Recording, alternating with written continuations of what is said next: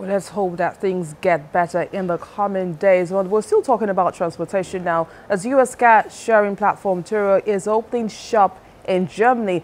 What type of competition is this going to throw up?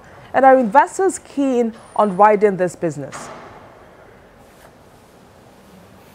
Well, actually, it's for many people a very interesting model. I mean, similar to Airbnb. I was even thinking to maybe sign up as well, because I, in my normal week, don't even use my car. It's just standing in the garage. So the idea behind this is pretty much when you are at work and your car is standing outside, why not renting it to somebody else for maybe an hour or 2 hours, maybe somebody that just has to go to the airport and pick somebody up and doesn't want to go on the subway line, or because of bad weather not walking. So that's the idea behind this. Investors don't really believe that, at least here in Germany, this is going to be a success story. It might be a different scenario in other countries. When you talk, for example, about Spain or about Italy, in those countries, cars are still seen more just a way of transportation. But Germany, frankly speaking, is still a country where the car, in many cases, is the most important thing for somebody. Somebody might even say that the car is more important than their own wife. So, yeah, investors here don't believe that this is going to be such a success story here, but certainly a very interesting way to do business. Similar, also, we have seen it happening with Airbnb. I'm sure the wives wouldn't find that funny at all, taking the car being more important than them. But let's talk about some earnings now. IBM shares fall despite reporting first revenue growth in 5 years. Is IBM still a force to reckon with in today's tech world?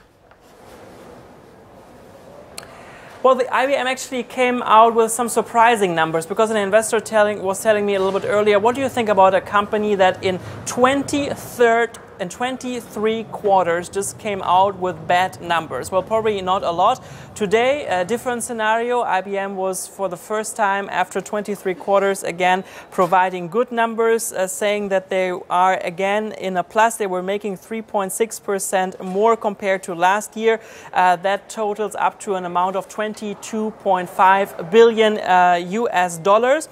At the same time, it seems to be the case that the company is not really benefiting by this latest tax reform made by US President Donald Trump. IBM at the same time was announcing that they're expecting a supplement grant of at least 5.5 billion US dollars. That's also the reason why we have seen shares of IBM actually dropping by more than 3% today. Investors have been criticizing the company already for a long time. They are not happy with decisions made by the management. So yeah, that's why actually shares here at the stock markets were dropping and falling of the company. Well, many thanks, Daniel Koob from the Frankfurt Stock Exchange. Good to see you again, and do have a great weekend.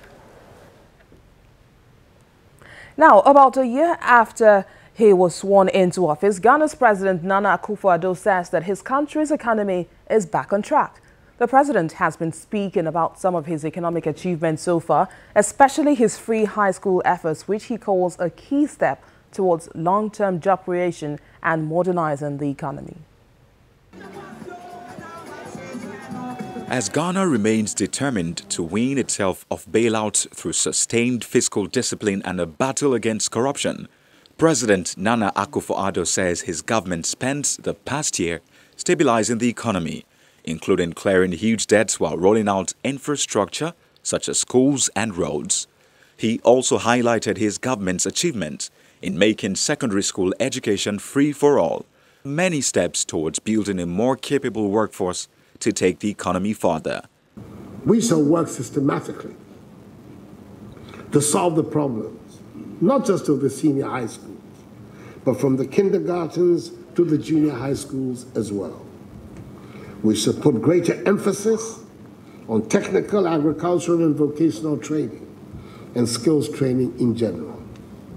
We have no choice but to educate and train our workforce to match the needs of the modern economy of the 21st century. This is only possible if we prioritize and accelerate the development and application of science, technology and innovation, and also develop the capacity to design and manufacture machines, parts, and tools for ourselves. GDP growth in the West African states rebounded to 9.3% in the third quarter of 2017 from 3.5% in the same period of 2016.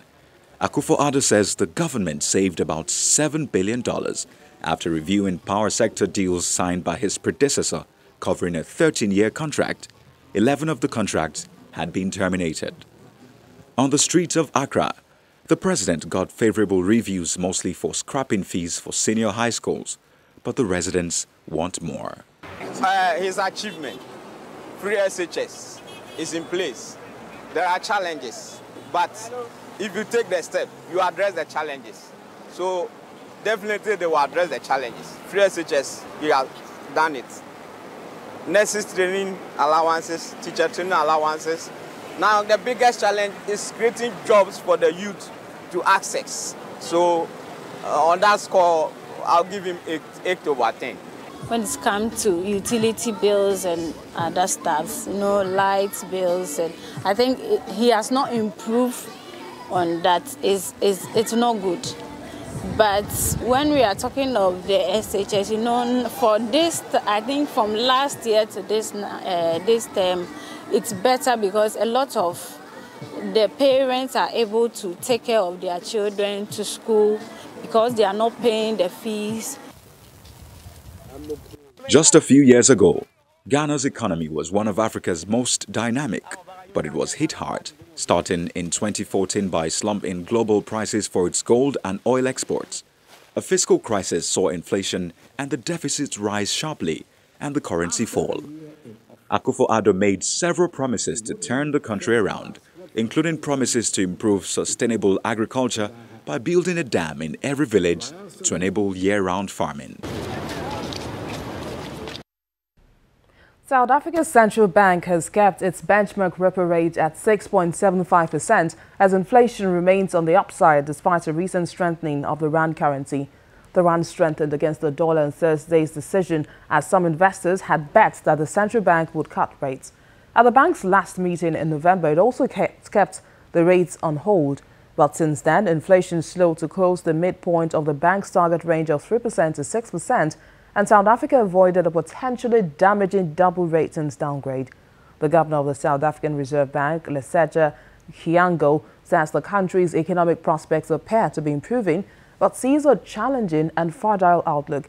This is despite the bank raising its growth forecast slightly to 1.4% for this year and 1.6% for 2019. Still to come on the program, AFDB president speaks on funding for its largest shareholder, Nigeria. Do stay with us.